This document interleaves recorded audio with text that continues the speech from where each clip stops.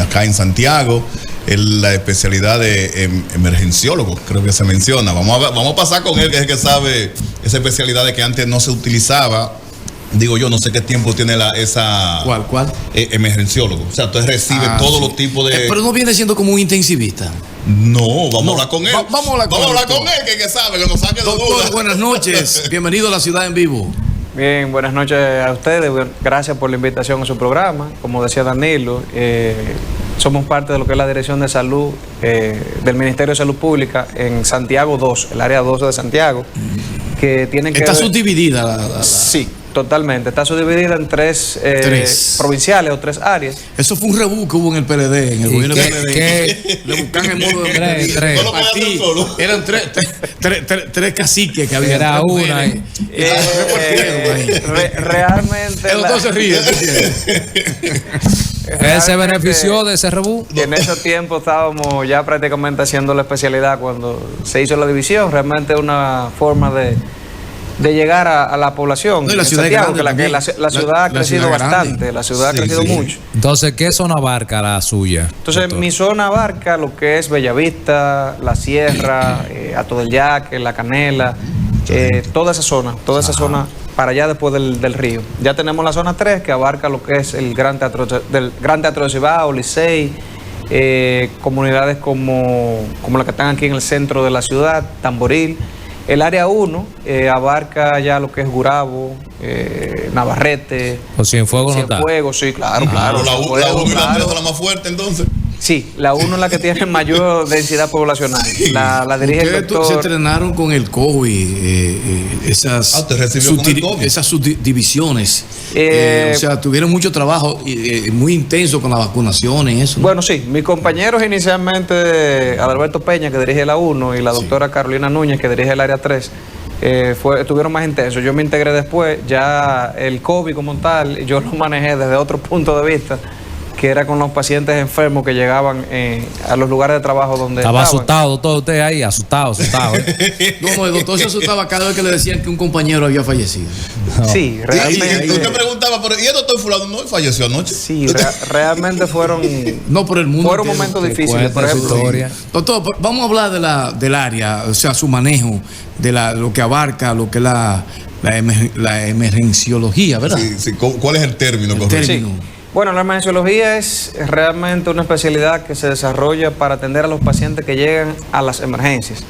Depende de la universidad, tiene diferentes títulos: emergencias y desastres, que es el aval de la Pontificia Universidad Católica Madre Maestra.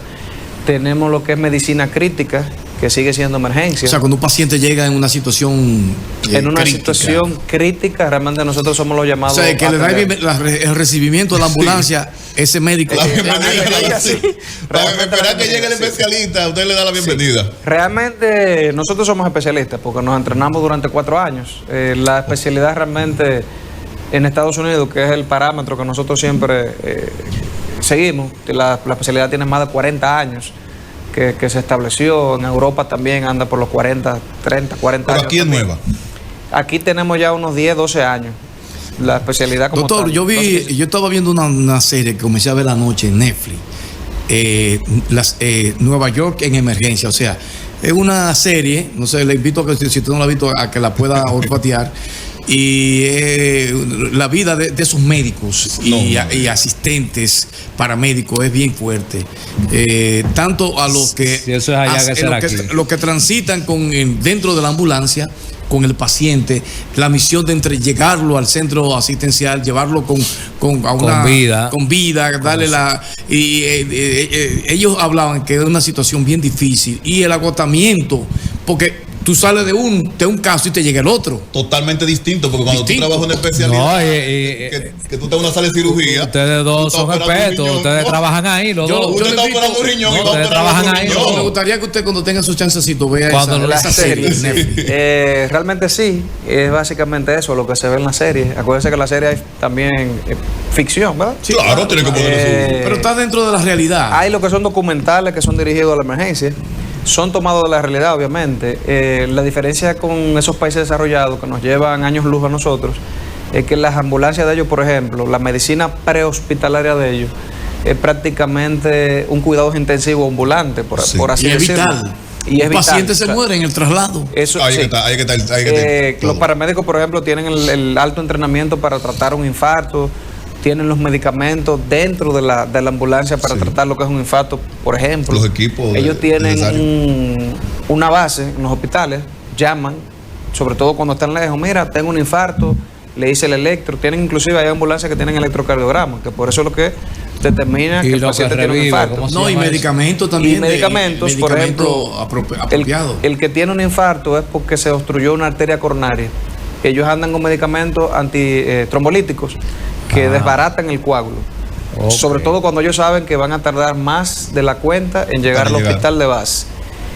Obviamente son medicamentos que son costosos, son medicamentos que estaban bajo estricta vigilancia, Pero salva una vida. pero salva una vida. Salva en segundos. Entonces, aquí ya hemos dado los primeros pasos con la medicina prehospitalaria, con lo que es la integración del 911. Regularmente cuando yo era estudiante ¿Y de que este medicina, gobierno dejó caer eso totalmente, dice? funciona, porque sí, no, funciona. Realmente nos queda mucho por hacer, obviamente, pero ya tenemos un sistema de ambulancias que antes no lo teníamos. Sí, y no solo es transportar. Cualquiera Exacto. transporta hasta en una camioneta. De- Era el de asistente. hecho, existencia. cuando, Ahí está. cuando yo empecé a estudiar medicina en los años 2000, 2007, que fue mi promoción, y todavía en el 2013, 2014, cuando empezamos a hacer la especialidad en emergencia, la gente llegaba en motores, Sí, llegaba en una camionetas. camioneta. Lo llevaban a pie inclusive, desde la entrada del hospital, recuerdo. Hubo una vez que en plena remodelación entró un motoconcho con un paciente. A la sala, rompió la puerta y entró. Al pasillo de la emergencia. No, y recordemos también un motoconcho que se llevó una persona ya fallecida en un hospital de La Vega. Y entonces se llevaba. Eso fue una de las cosas muy tétricas. sí. Muy Entonces, deprimente. muchas veces la gente, por querer salvar a su familiar o a su conocido o a su amigo, agarraban, por ejemplo, en el caso de los accidentes, lo colocaban en la camioneta. Bueno, Danilo fue paramédico paramédico. también. Este era lo que lo transportaba en camioneta y en, No, lo y en transportaban en motoconcho. ambulancia. Lo transportaban en Yo fui ambulancia. buen paramédico. ¿En ambulancia? Ah, Sí, fue en de Houston ambulancia. que lo preparamos. Doctor, pero se da el caso que Y para muchas concluir, veces. escúchame, Sí, entonces, para concluya. concluir, muchas veces el paciente fallecía no solo por los traumas, sino por el mal manejo, El mal manejo. que lo llevó a la gente. Ya por lo menos ahora, gracias a Dios, con las ambulancias el paciente llega en una camilla, llega canalizado y llega a los hospitales de referencia, a los hospitales más cercanos. Y que las personas están esperando que llegue el 911 para levantarlo. Sí, pero muchas veces se da el caso, doctor, que no no aparece llegue el 911. 911 ni la nimita ni nada.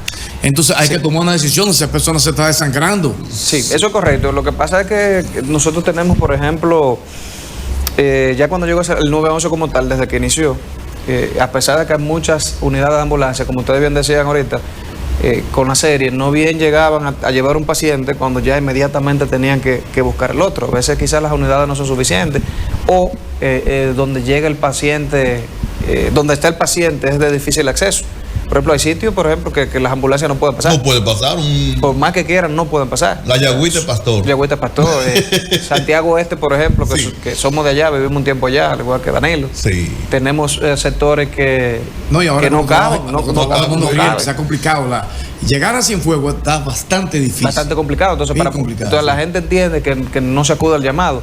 Y aparte de que es una llamada que tienen que clasificarla, tienen que ponerle un sedazo, porque hay llamadas que son de broma.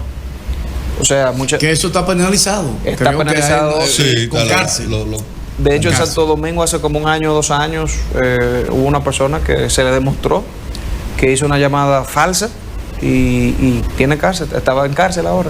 Sí. Porque realmente mal utilizan el servicio, entonces la población en general cree que no es que se está dando el servicio. Es lo mismo, doctor, también con el perdón, que muchas veces hay conductores de vehículos de emergencia, una ambulancia, que van tocando sirena, cruzan a pararse en una paletera. Eso es penalizado. Debe ser penalizado. Sí, es penalizado. Entonces ese vehículo de emergencia está relajado. Es para las emergencias. El momento. Y también hay personas que no quieren como hacer espacio a. Yo le caigo una ambulancia, me echo a un lado y respeto. Pues yo no sé si un familiar mío, que una gente querida. El toque de sirena y las luces van Hay que a indicar respetarlo. la emergencia que uno lleve. Si, por ejemplo, tú llevas un paciente pero que va estable, tú solamente puedes ir con las luces, no tienes que ir con las sirenas encendidas. La toca al cruzar cada semáforo para que te den preferencia, pero no debe de tener una bulla constante. Y también vehículos que le caen detrás a una ambulancia para aprovechar el momento. Eso es un De abuso. hecho, es penalizado si se demuestra que el conductor de la ambulancia, sin ir a buscar a un paciente También. y sin ir a llevar a un paciente, enciende las sirenas, si se le demuestra que ni iba a buscar ni iba a llevar, es penalizado. Doctor, al igual que la persona también que le cae detrás a la ambulancia. ¿Qué usted piensa? Regularmente a veces son familiares que le caen detrás, pero sabemos que la mayoría de casos no son los familiares. No, el que tenga el semáforo, aprovecha. Diga. Doctor, ¿qué cosa usted cree que podría mejorarse o que es necesario mejorar en ese cuadro que estamos hablando de emergencia? No solamente allá, sino también en la educación de los conductores en la calle. Por ejemplo, a veces se escucha una ambulancia y nadie se mueve. Entonces, ¿qué cosa usted cree que podríamos hacer, que hace falta?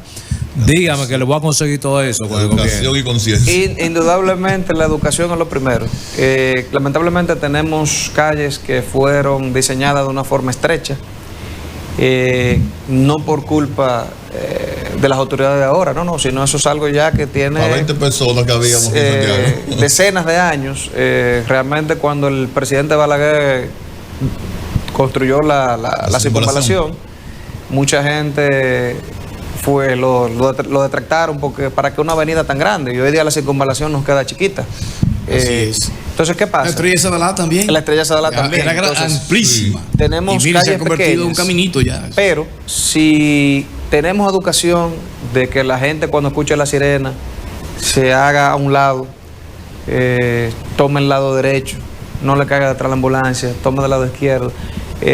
Los países que están en desarrollo, por ejemplo, tienen un carril exclusivo solo para las ambulancias, perdón, los equipos de emergencia, no solo las ambulancias, los bomberos también. Estados Unidos, Colombia, para mencionar latinoamericanos, Colombia, Argentina, Venezuela, que realmente tienen el carril expreso solo para eso. Aquí en la capital se intentó eso hace 10, 12, cuando salió la onza. Pero el problema ha sido que también no hay un régimen de consecuencias de que ese carril expreso, una persona que no tenga nada que hacer ahí, no sea penalizado duramente para que se mantenga ese carril precisamente para salvar una vida, porque a final de cuentas no sabemos quién es. Ahorita el que está parado ahí es la madre que va llevando. Que no son muy anchas las vías. Sí. Yo vi en Bogotá mucho entaponamiento para poder mantener esa vía alterna. Correcto. Mucho entaponamiento, fruto a una cosa da la otra. Una cosa da la otra. Sí. No, pero es preferible el embotellamiento, pero que para una emergencia. Y son utilizadas también por el sistema de autobuses. Correcto. Esa misma vía. En Alemania, por ejemplo, vi hace unos años una foto icónica de un embotellamiento que había, y realmente cuando se determinó que los vehículos no podían seguir avanzando, el nivel educativo es tan alto allá que los mismos vehículos se fueron poniendo en paralelo y la ambulancia pasaba por ahí y no era un carril expreso, sino el sentido común de que si hay un embotellamiento no puedo ocupar totalmente los carriles por si llega igual como una ambulancia. Los carriles y los vehículos estaban en paralelo. Y en el centro, hay países que cobran también por algunos carriles expresos. Sí, ese país independiente te cobran un valor más alto que el que va normal. Pero indudablemente la educación es la base de pero se me ocurre una idea ahora, anótenla ahí, lo que llevan eso, el Intran. Al Intran ahí. Atención al Intran. Hugo Veras. Sí, yo entiendo, Víctor Carmelo Martínez, que se pudiese colocar en los semáforos, así como hay una luz que es roja, verde y amarilla, se podría adicionar o colocarse o utilizar una de esas para cuando una ambulancia vaya a transitar por esa vía, se dé la señal de la ambulancia. Esa es una buena idea. Que prende y apague, y entonces con un sensor. Anótenlo, que lo dije ahora, anótenlo. Entonces, eso es inteligencia. Y a todos los países que lo copian. Correcto. Inteligencia artificial, la inteligencia mía artificialmente. Hay que pagar. Entonces, mire, en ese semáforo, si hay una ambulancia que va por ahí, por ese lugar, entonces debería empezar a pestañear eso de la ambulancia para que lo que estén delante. Como el semáforo se le No, lo puede seleccionar por inteligencia. Es otra cosa. Por inteligencia, Sí. por Bluetooth, por lo que Pero sea. vamos a aprovechar que el doctor está por acá con nosotros. Que Doctor, aprovechen eso, que eso va a salvar mucha vida. ¿qué cantidad de pacientes son los que más llegan a las emergencias? De todo. Pero No, primero, pero tenemos infartos, Claro, tenemos pero- riñas. Después de los motoristas. Después Después de los motoristas. todo cualquier ser humano. No, después de los motoristas, todos. Realmente decir que hay un fenómeno mundial en donde el 80% de lo que llega a las emergencias no son emergencias. Son básicamente consultas. Solamente un 20%, 15, 20, 25% de lo que llega a la emergencia son emergencias reales que el paciente puede fallecer y morir en las manos de nosotros los médicos. Por eso insistimos en que debemos mejorar la educación. O sea, y vamos a poner el ejemplo. No es lo mismo un paciente que tiene en su casa una semana con un golpe en un dedo, en el dedo pulgar, y va a las 2 de la mañana a ser atendido por emergencia porque le duele. Me duele. Entonces, puede ir, pero no puede ser la prioridad, porque si llegó un accidentado, un trauma craneoencefálico severo, o sea, un trauma en la cabeza, un infarto, un paciente que esté apuñalado, un paciente que tenga un disparo, obviamente no va a ser primero. Entonces, la gente no entiende. Muchas veces nuestras energías se agotan más, precisamente tratando de hacerle entender a la persona que lo de él es consulta. Tiene una semana en su casa con un majón. A mí me llegó un paciente a la clínica, recuerdo, yo era médico general a las 2 de la mañana y estaba trabajando con una señora que tenía un infarto.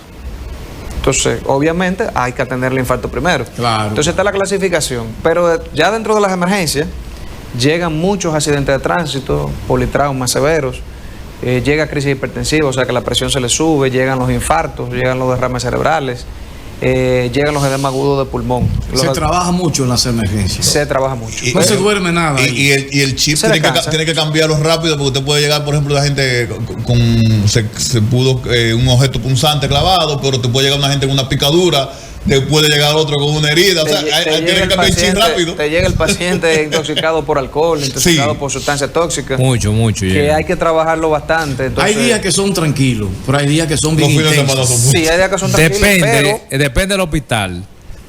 No, Si es Cabral Ibáez. Es Cabral Ibáez, eso no te para. realmente clínicas y hospitales a nivel nacional, cuando llegan los viernes hasta el lunes, hasta las 11 de la mañana, realmente son los Día horarios más pico. difíciles. ¿Por qué? Porque nuestro país coincide mucho con la ingesta de alcohol, Sí, los accidentes. ¿no? los accidentes de tránsito. Entonces, cuando son fines de semana largos, imagínense. Ay, qué bueno, la gente se para, va bebiendo una Ahora, cervecita, doctor, yo sé- como puede hacer en otro lugar y yo se aprovecha. sé- Recuerdo que un domingo con un hermano ortopeda, el doctor López, estábamos haciendo la especialidad. Sí. Él en ortopedia, yo en emergencia. Empezamos tímidamente trabajando un domingo a las 8 de la mañana. López, ven, vamos a poner yeso a los pacientes. Y empezamos. Y seguimos. Y nos dieron el lunes a las 11 de la mañana Poniendo yeso. Poniendo yeso. poniendo yeso. Entonces llegó un momento en que él tenía que hacer trabajo de ortopedia, poner yeso y yo estabilizando al paciente por el otro lado. Él trabajando abajo, yo trabajando arriba vía aérea, suturando rápido.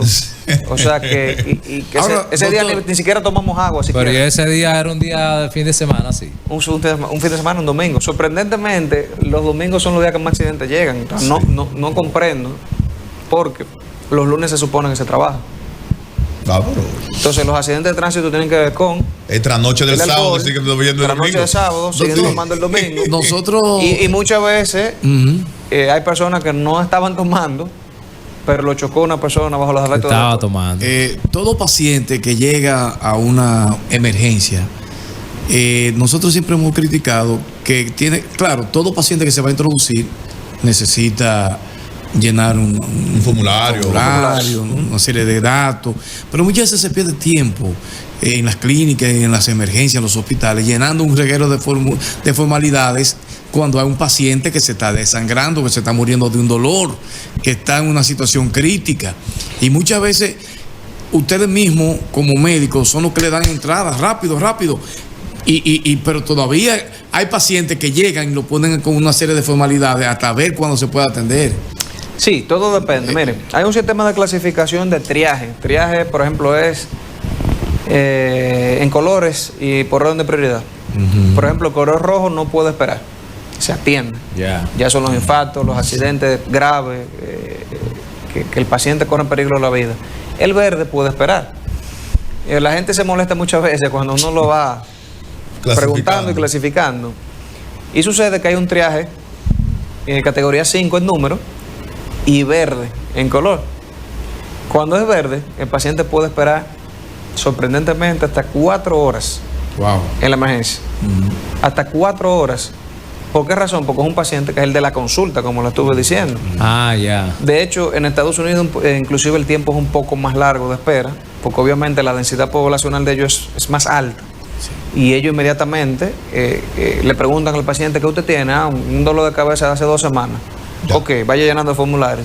Hay un evaluador para eso, evaluador. Hay un evaluador, que puede ser una enfermera o un médico, médico emergenciólogo, o una enfermera entrenada en emergencia, precisamente para evitar. Se va clasificando. Se va clasificando para evitar que haya errores. Ese es el colador, como eso decía. Está muy bien. Sí, está muy interesante. Todas las clínicas están así. Usted llega y primero lo recibe a una persona, le toma la temperatura, la presión y lo clasifica. Y el hospital. Entonces, ¿qué pasa? Ahí entramos nosotros los emergenciólogos. Por ejemplo, cuando estaba laborando en la parte de la clínica donde laboraba, que ahora no estoy laborando por la parte de la Dirección Provincial de Salud, trabajo en una parte privada, pero no es en emergencia, sino ya en otro tipo de ambiente. Entonces yo salía, veía 5, 10, 20 personas y venía. ¿Cómo usted se llama? ¿Cuántos años tiene? ¿Qué usted tiene? Lo va a clasificar. Lo voy clasificando. Me duele el pecho. Ok, éntrale. ¿Y usted qué tiene? Me duele la cabeza. ¿Hace cuánto? 2 semanas. Ok, un momentico. Tómale la presión. Y lo vamos clasificando. Y la enfermera lo va tomando la presión. Me tocó una vez que tuve que llamarle la atención a un paciente que mientras yo iba haciendo eso, dijo, dile que te duele el pecho para que te atiendan rápido. Entonces me devolví le dije, mire, no puede mentirle a los médicos. ¿Por qué razón? Porque usted está diciendo a esa persona que diga que le duele el pecho para yo atenderla rápido. Pero ¿qué va a pasar con la persona que realmente sí le duele el pecho y que tenga un infarto y yo lo estoy atendiendo a usted y no tiene dolor de pecho? No, si le pone un medicamento para que le acelere, pero está dando prioridad a alguien que no debió, entonces que puede morir la otra persona. Entonces la otra persona puede morir. Sí, claro. Entonces ahí volvemos y recalcamos la educación y la paciencia. En los últimos años la gente no quiere ser paciente, la gente quiere ser hasta rápido. Pero eso ha pasado porque tal vez nosotros no respetamos o no se ha podido establecer lo de la salud primaria. Porque tú sabes que si a mí me duele, por ejemplo, un codo, yo me voy directo donde el médico especialista, el codólogo. Sí, y no me voy donde el médico general, que debe referirme. Sí, realmente es un conjunto de cosas. Se dan los casos que usted decía ahorita, que no son ninguna emergencia, sino son de consulta. Y digo que ustedes le están haciendo. Mire, vaya mañana a las 9 de la mañana donde su le ponen algo de dolor, pero váyase. Le está quitando el tiempo a una verdadera emergencia. De hecho, se usaba mucho lo que es la consulta por emergencia. Hay una parte que es consulta por emergencia para esos pacientes que llegan a las 1 o 2 de la mañana. Realmente se atienden porque independientemente no hay un medidor del dolor, no hay un dolorímetro, no hay que crear eso, no hay un mecanismo que yo tenga en la emergencia que el paciente me está mintiendo. Entonces tuve profesores que siempre me decían, y me dicen todavía porque trabajo con ellos, el paciente no llega a una institución de salud a las 2 de la mañana porque sí. No aguanta ya. Entonces, una de las cardiólogas me decía, el paciente que te llega a las 2 de la mañana, lloviendo, a una emergencia, hazle caso, que está malo. Claro. Porque un paciente no sale ni lloviendo y no sale, aunque no esté lloviendo a las 2 de la mañana. Claro que llega con el dolor, claro que sí. Ese por ejemplo, que llegó con el majón, tenía dolor, pero ya después que yo estabilicé la doña, lo revisé y el hombre tenía una fractura. Y le pregunto, caramba, tú tienes una fractura hace 2 semanas, ¿por qué no viniste en el día? Claro. Entonces son de los pequeños detalles. Pero siempre nos formaron atendiendo a la gente, la empatía con la gente, hay que atenderla porque uno no sabe realmente quién es que se va a complicar más adelante. Doctor, una pregunta que yo considero que es muy interesante y yo sé que va a orientar a mucha gente. Una persona que vamos a suponer que tenga un problema de un infarto, ¿qué hacer antes porque tú puedes ganar tiempo, una persona que sienta un dolor, ¿qué hacer? Varios casos. Un accidente no, porque es algo abrupto que llegó de un momento a otro, pero hay emergencias. Los primeros auxilios. ¿Cuáles son los síntomas del infarto? Hay emergencias que uno sale desde la casa. ¿Qué hacer? Miren, por ejemplo, en el caso del infarto, o sea, el infarto por dolor de pecho, es un tema muy controvertido y muy específico en las personas, sobre todo en las personas ya que son hipertensos, que son diabéticos. Si le da dolor de pecho a un paciente en la casa y si tiene aspirina, bébase su aspirina. En este caso serían 4 aspirinas, una aspirina de 325 miligramos. Tenerla ahí. O 4 de 81 miligramos. Obviamente si no es alérgico a la aspirina. Sí. Porque si es alérgico a la aspirina, entonces pues, realmente no lo puede matar el infarto, que toman Clopidogrel, ¿qué se llama? Un medicamento. Clopidogrel, eso se llama, sí, Clopidogrel, no vamos a decir la marca comercial. Sí, porque es verdad. Pero sí, hay pacientes que toman Clopidogrel, por ejemplo. Es para aligerar la sangre. Para aligerar la sangre. Igual que la aspirina. Son antiagregantes plaquetarios que actúan por vías diferentes. De hecho, el infarto se toma, cuando lo recibimos en la emergencia, le damos una carga, si no ha tomado aspirina, le damos una carga de una tableta de aspirina de 325 miligramos o 4 de 81, que hacen 324 miligramos, y 300 miligramos de Clopidogrel, que son 4 pastillas de 75 miligramos. Eso es importante que la gente sepa eso. Eso puede salvar la vida. Y que le diga al médico que se la dio cuando llegue. Y sobre todo que nos diga la cantidad que le dio. ¿Por qué razón? Porque hay pacientes... ¿Y tantas pastillas juntas? Sí, no hay problema. 4 de 75 miligramos. Lo que quieres sumar porque no hay una. Y la aspirina. Pues entonces hay que andar con eso en el vehículo también. Y una botella se le va a dañar. De hecho, con el tiempo yo entiendo que la gente se va a educar para eso. El problema es que son antiagregantes, que no se pueden tomar a la ligera. No, exactamente. O sea, no por cualquier quítame esta paja, como dice. 2 aspirinas, 5 aspirinas, 10 aspirinas. No. Son cosas específicas que de hecho uno exhorta a las personas que vayan y hagan cursos de primeros auxilios, sobre todo en lo que es la Cruz Roja. Y podría salvar la vida. O sea, es para darle a entender el porqué de las cosas. Por ejemplo, hay que tener cuidado, por ejemplo, cuando el paciente tiene historia de úlceras gástricas. Que el dolor que cree que es un infarto, realmente puede ser una la boca úlcera, del estómago. La boca del estómago. ¿Qué pasa? Casi siempre cuando nos llegan los pacientes con dolor en la boca del estómago y tienen 60 años, ya uno primero piensa en el infarto. Le hace el electro, le hace... Va a ir descartando. Las analíticas para ir descartando. Probabilidades. De lo más alto primero. Eso puede ser un infarto de lo que es la cara inferior del corazón. El corazón está así y tiene una parte inferior aquí debajo. Entonces esa parte puede estar afectada, puede estar infartada y se refleja como una epigastralgia, dolor de estómago. Y sobre todo si es diabético, con más razón todavía de uno sospechar que el paciente tiene un infarto de cara inferior. Entonces uno rápidamente descarta. Gracias a Dios tenemos lo que son las... ¿Cuáles síntomas podrían ser con relación al infarto? El infarto, por ejemplo, en el hospital, yo recuerdo que los compañeros míos de cardiología, cuando yo lo llamaba, ingresaban los pacientes por sospecha. Por sospecha, nada. Sí, porque cuando yo estaba de servicio, llegaban los infartos. Y muchas veces me llamaban.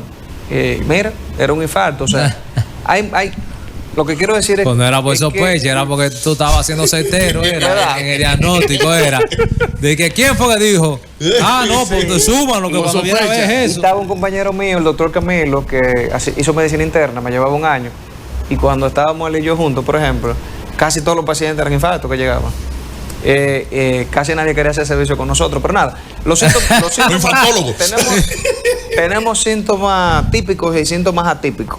Los típicos son un dolor en mi tórax izquierdo, que se va a la espalda, que se va al brazo izquierdo, que se va al brazo derecho, que le da sudoración y dolor de estómago. Dolor en el cuello también.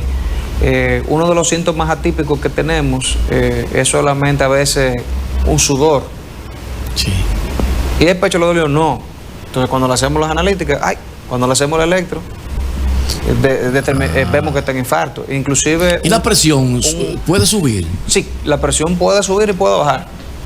Pero, o mantenerse estable con el infarto. Muy raro que lleguen con las presiones estables. O está alta o o bajita. muy alta, o está bajita, muy bajita. Entonces, cuando está muy bajita, hablamos de choque cardiogénico, o sea que el infarto ha evolucionado bastante. Uno de los síntomas atípicos también, que iba a decir ahorita, es un dolor de muela. Hay pacientes que han llegado con un dolor de muela y cuando... Es desesperante. Chanfle. Con el dolor de muela se Oye, relaciona infartado, con Lo que pasa es que hay un nervio que se llama nervio vago, y se llama no nervio vago no es tan porque es vago, no, no es tan entonces, no es tan vago, como vago. dicen, sino porque el nervio recorre gran parte de la economía, y parte de esas inervaciones, cuando tenemos un problema aquí, se puede reflejar con un dolor en la muela. Entonces, siempre le digo a mis estudiantes y a los residentes que se están formando, ellos siempre nos criticaban. Pero usted le hace un un dolor de muela. Y yo, sí, Ay, porque que puede ser hablar un con la infarto. ciencia, yo no sabía No es lo eso. mismo un dolor de muela en un paciente de 20 años a un dolor de muela en un paciente de 70 años. Entonces ahí es que viene el usar el cerebro y analizar. Si el dolor de muela del paciente de 20 años, es muy difícil que sea un infarto. Ahora, si ese mismo dolor de muela es un paciente de 70 años, entonces tengo que pensar en infarto, pues sobre todo si es hipertenso, diabético, si es un paciente enfermo. Ahora, ¿qué pasa? ¿Los jóvenes se infartan? Sí. Mucho. ¿Por qué razón? ¿Uso de drogas? No, vámonos primero a lo Antes de la orgánico, droga, sí. antes de lo Antes otro. de la droga. No me hable mucho de presión, Un este hombre está asustado. Este que hombre está tenga, asustado por la antes de presión. la droga, No, un no paciente le que sea pregunto nada, un que paciente que es sea diabético infectólogo. desde la niñez, puede tener un infarto a los 20, 25 años.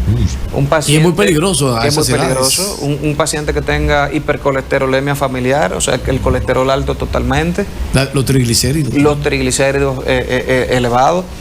Ya entrando en tóxico, un paciente que use drogas, un paciente que use algo que está muy de moda, que es el vape Eso es energizante. y la juca. Háblame del vape, porque yo los tengo un hijo que no energizantes quiere también. dejar el vape. Entonces, el vape o el famoso cigarrillo electrónico, realmente, cuando usted ingiere ese humo es una mezcla de muchísimos químicos, colorantes y todo lo demás, que inclusive se está hablando que es más nocivo que el propio cigarrillo.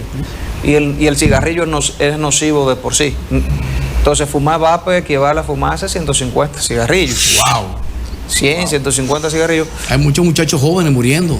Sí, de hecho, una prima de un compañero de allá de la DPS terminó con una infección pulmonar importante, producto del uso de vape, y lamentablemente terminó muriendo. Oye, qué Porque pena. vamos a tener infecciones de pulmón, vamos a tener infartos en los próximos 10, 15 años, y ya no lo digo yo, lo dice la ciencia, los mismos neumólogos. ¿Escucharon, vapero? Vamos a tener un problema serio, con enfermedades pulmonares. Nuestras clínicas y hospitales van a estar llenas de estos jóvenes que realmente están destruyendo sus pulmones constantemente. O sea, imagínense si ya a los 23 años una muchachita le está pasando eso. Yo he tenido infarto de 27 años, y cuando tú le preguntas, ¿usa droga? No. Mira, tiene que decir no se usa droga, porque si tú estás infartado, y si te vamos a poner un medicamento y tú usaste ese tipo de droga, te puede hacer más daño, y es verdad. Entonces ahí dicen, sí, yo acabo de usar cocaína. Una sola vez, por ahorita. Y ahí como que van. Yo tengo un hermano que falleció no hace tantos meses y estaba muy compelido ya a la sustancia tóxica, o sea, drogas. Y realmente le aconsejábamos y la droga incide en el sistema cardiovascular. Sí, claro, sí. Daña primero los vasos sanguíneos, te aumenta lo que son las catecolaminas, o sea, la adrenalina, te puede causar hipertensión arterial, o sea, en ese momento crisis hipertensiva. Es cierto que las arterias puede entaponar las arterias. Sí, pero no por colesterol, sino por vasospasmos. Sí, En el caso de droga, o sea, la arteria está así, abierta, cuando usa la droga, ¡pup!, se cierra. Wow. Entonces, cuando se cierra o cuando viene el vasospasmo, el flujo sanguíneo se disminuye, entonces se coagula la sangre y ahí viene lo que es el infarto. Ya lo saben, porque hay muchos que consumen la droga y creen que ellos están engañando al mundo. Y son ellos los que se están engañando. Sí, de hecho, cuando nos llegan los jóvenes, sobre todo los jóvenes, ya no hay edad, vamos a estar claros, para el uso de droga, porque entonces han llegado pacientes de 60, 70 años también, que son personas que han usado droga toda su vida. Entonces ya nosotros tratamos de ser insistentes con eso y preguntarle, ¿usa droga? No, ¿por qué tú me preguntas tanto el paro eso? cardíaco y el ¿cómo es? Y el infarto lo mismo. Es lo mismo, sí. Digo yo. El infarto te puede llevar a un paro cardíaco. Oh, El infarto es un área de lesión. Un área de lesión específica. en los tejidos. Del tejido cardíaco del corazón. Si usted tiene, por ejemplo, una obstrucción por una placa de colesterol, las plaquetas constantemente van a estar chocando con esa placa de colesterol. Se puede formar un coágulo. Cuando se empezó a formar ese coágulo, inmediatamente las otras plaquetas siguen llegando y taponan. O esa placa de colesterol se despega también, se erosiona y también puede hacer puede hacer que lleguen los estimulantes plaquetarios, la estimulación de inflamación, y es un círculo vicioso. Y eso va creciendo y se tapa inmediatamente. Doctor, entonces, eso taquicardia a medianoche que le arrancan a muchas personas.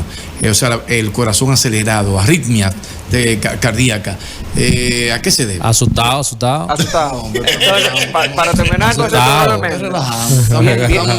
Pero cuando uno se asusta le da taquicardia también, porque hablando de una lesión. Deje que conteste allá. Clínica. Viene, por ejemplo, te contesto ahora, viene el infarto, que es la lesión de un tejido lesionado que tiene hasta 90 minutos para ser revascularizado. Bien, después de los 90 minutos ya es muy difícil que ese tejido no tenga ya consecuencias graves, necróticas. Bien, y tenga cinesis. ¿Cómo entonces destapamos las arterias? De dos formas.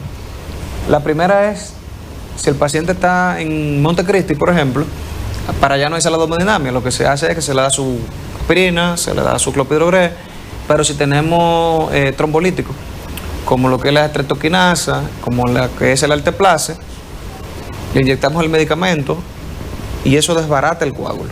Pero ese paciente tiene que ir a sala de hemodinamia. Ahí lo que estamos ganando tiempo cuando desbaratamos el coágulo, porque la lesión sigue ahí. Entonces llega el paciente, se hace lo que es una angioplastía de rescate, porque ya se trombolizó, se entra un catéter por aquí, por la mano, por la arteria radial o por la femoral, se llega directamente a la lesión, se pone una mallita y se expande, y ahí se destapa. Celestén. Se destapa. El estén como un puente que le ponen. Una mallita que abre. Una mallita que abre por dentro. El puente, que ya en la parte donde yo trabajo, Corazones del Cibao, en la parte del intensivo y postquirúrgico, el puente ya es hacer precisamente una parte que está obstruida, pegamos en un sitio donde no está obstruido, volamos la obstrucción y pegamos del otro lado para que la sangre fluya. Doctor, las arritmias que se dan en la madrugada, por ejemplo, la taquicardia, son de diferentes razones. Son, por ejemplo, fibrilaciones atriales, fibrilaciones ventriculares, o cualquier otro tipo de arritmia. Regularmente son las fibrilaciones atriales que dan en la madrugada. Son los pacientes ya hipertensos o que tienen un historial ya cardiológico como tal. Las fibrilaciones ventriculares... ¿Merecen ir a la emergencia? Sí, porque a veces no sabemos qué tipo de arritmia que tiene en ese momento, ni el paciente sabe, a menos que tú seas médico y que tenga un electro en tu casa. Ahí enganchas el holter ese y más grande 24 horas. Pero regularmente a mí me han llegado, por ejemplo, pacientes, que tengo taquicardia. Cuando le hacemos el electro, 180 de frecuencia, le hacemos el electro rápidamente, bueno, hay una taquicardia supraventricular, ya es mi madre, hay que ponerle medicamentos. Si esa taquicardia ventricular es sin pulso, entonces tengo que aplicarle electricidad al paciente. Bien, claro, dormimos al paciente primeramente antes de darle la descarga. Pero muchas veces ocurre que pasó con un amigo en Santo Domingo, Johnny Marte, que falleció dentro del proceso de un cateterismo. Sí, un cateterismo. Muchas veces ocurre que el paciente hay que dormirlo dentro del cateterismo porque no soporta muchas veces la intervención. En el corazón, y entonces luego para despertarlo es con choque. No, miren, regularmente cuando es así, siempre hay un acompañamiento de un anestesiólogo. Siempre. Si el paciente, por ejemplo, entra despierto, el anestesiólogo tiene que estar cerca porque en cualquier momento puede necesitarse, porque el paciente no tolere, porque esté muy ansioso. Y entonces el operador, que es un cardiólogo, un hemodinamista, no puede hacer el trabajo porque le está moviendo el brazo, le está moviendo el pie. Entonces se anestesia, se duerme y se despierta. Se revierte la anestesia con medicamentos. Se duerme con medicamentos y se despierta con medicamentos. Entonces, ¿qué pasa? En el caso de los pacientes, que hay que despertarlo, el cateterismo No se despiertan con choque. ¿Eh? No se despiertan con choque. A menos que no tenga un pues, paro, hay si un tiene un infarto, paro. entonces cuando se lo despiertan cuando Claro. ¿Qué es lo que hay cuando lo despiertan con choque? Miren, en la película y en la serie siempre hay un desfibrilador y a todos lo desfibrilan. Y ojalá que algún día los directores de serie y los directores de película entiendan que hagan la medicina lo más acorde posible. Es que da hagan la serie. emoción. Sí, pero por ejemplo, están mal educando a la gente. Por ejemplo, cuando hay asistolia, que es la línea que aparece en la televisión, ¡pi! Casi siempre le dan el choque. Si le dan el choque a un paciente que está en ¡pi! Asistolia, línea eléctrica, o sea que el corazón no se está moviendo, es casi seguro que el paciente no vaya a salir. Ahora, si le dan el choque en un paciente que tiene una taquicardia ventricular, una fibrilación ventricular, que son ritmos así como una montaña rusa, yo lo que quiero es dar el choque para que vuelva un ritmo sinusal. Normalice, sí. Normalice. Ahora, cuando el paciente está en paro cardíaco, o sea que el corazón no se está moviendo para nada, ahí doy RCP, doy masaje para que el Corazón bombee. para que ese movimiento bombee y que el corazón se resetee. Y lo que quiero es buscar un ritmo desfibrilable. O sea, regular casi siempre el corazón cuando empieza a latir después de un RCP, siempre late en un ritmo desfibrilable. Fibrilación ventricular. Picos. Descontrolado. Sí. Y ahí tengo que darle el choque para resetearlo y que vuelva a su ritmo normal. Pero también puede salir con un ritmo sinusal. Un ritmo sinusal es un ritmo normal, que es el que yo quiero. Entonces, ¿qué pasa? Nunca debo dar el choque en asistolia. Porque el paciente no va a salir. Porque voy a aturdir más el corazón. Ahora, después que un paciente sobrepasa ese cuadro y lo supera, ya no hay consecuencias, ya logró, no tiene... Vienen los cuidados por parada cardíaca. El paciente tiene que ir a UCI. ¿Por qué tiempo? No sabemos. En observación. En observación. Sí tiene el riesgo de que en la próxima semana o en los próximos 15 días, por así decirlo, tiene el riesgo de tener otro infarto. ¿Por qué es tan frío la UCI? ¿Por qué tanto frío? Los cuidados intensivos tienen que ser fríos, o los centros de salud tienen que ser fríos, precisamente para que las bacterias no proliferen. Las bacterias crecen prácticamente todas en el calor. Pero si ya ese paciente sobrepasó varios meses, un año, ya... No, le puedo dar un infarto, pero no sabemos cuándo. El asunto es que el segundo va. El segundo va. La pregunta...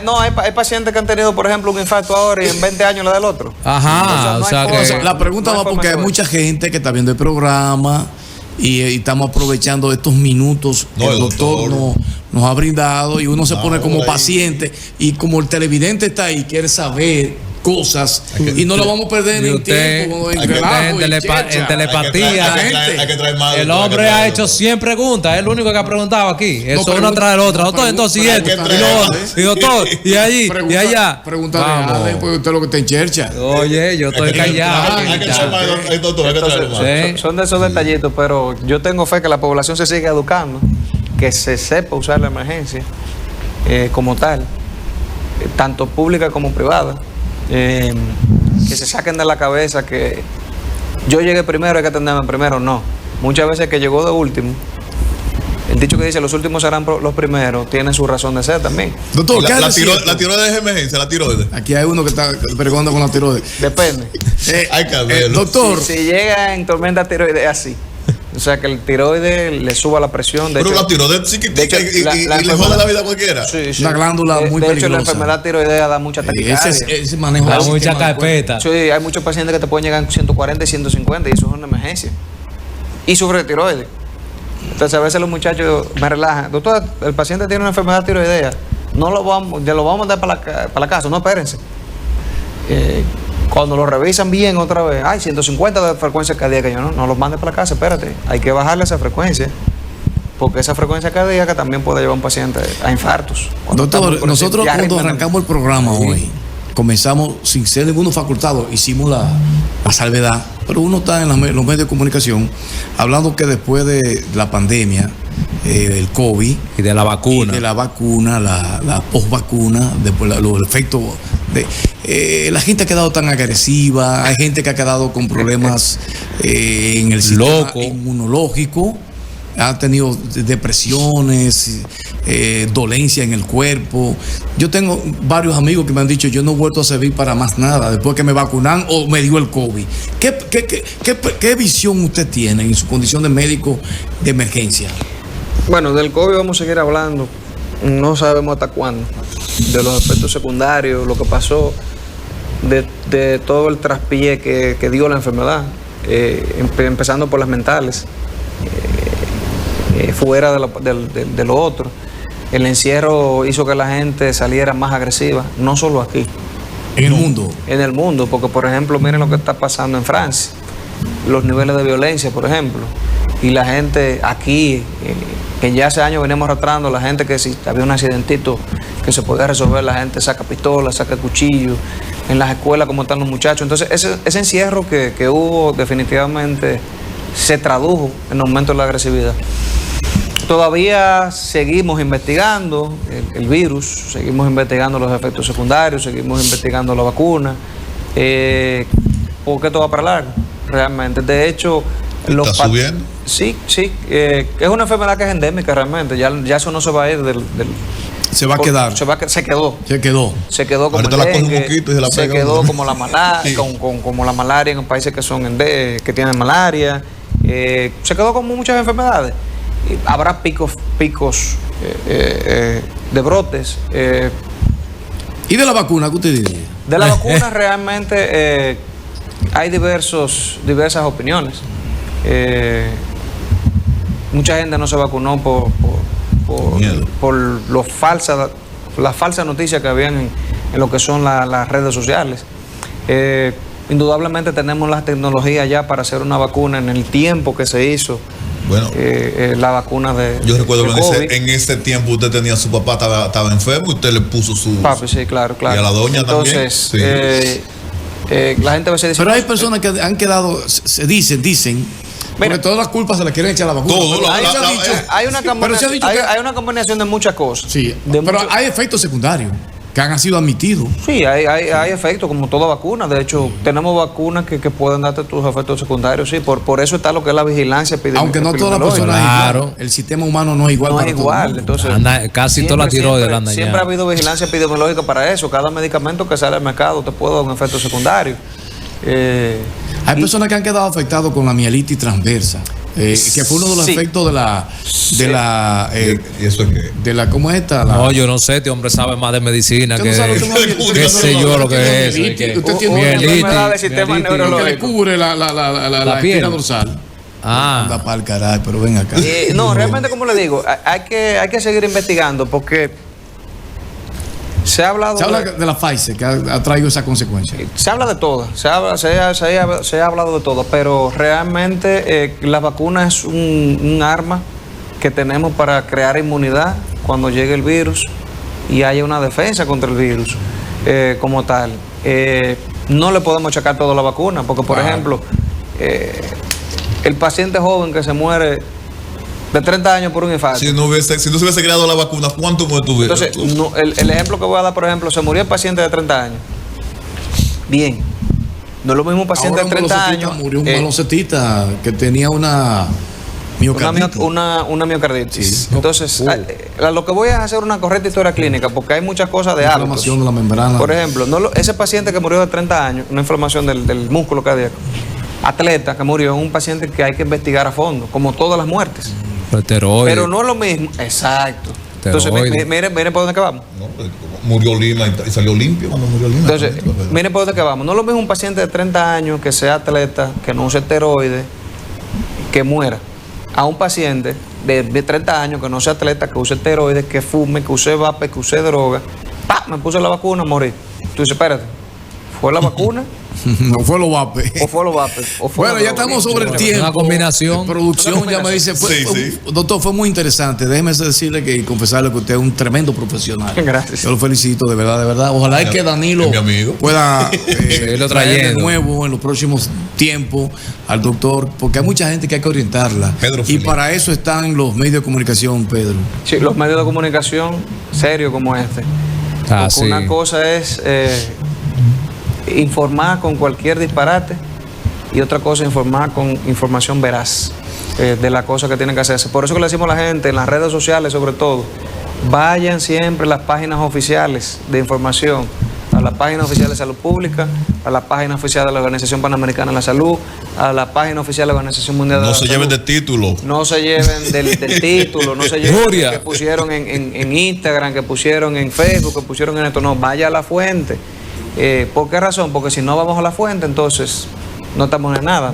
No solo hay pacientes que no van al médico porque se llevan de vecino, bébete TT. Y el paciente tiene un infarto. Cuando llega ya no hay nada que hacer, por ejemplo. Bueno, doctor, despídase doctor. ahí, gracias. Doctor Pedro, vamos a agradecer sobremanera. No sé si tiene algo más que agregar. Estamos overtime ya. No, estamos a la orden. Estamos ahí en la Dirección Provincial de Salud de Santiago 2, el área 2. Todo el que sea de esa área que necesite los servicios de la Dirección Provincial de Salud, como charlas, visitar directamente a los enfermos, los programas que tenemos como de educación de tuberculosis, prevención de tuberculosis, prevención de dengue. Nuestras puertas están abiertas, así como también Corazones del Cibao, en la parte ya de lo que es hemodinamia y cirugía cardiovascular. También estamos a la orden allá. Bueno, nada, señores, nos vamos. Regresamos mañana otra vez. Bye, bye.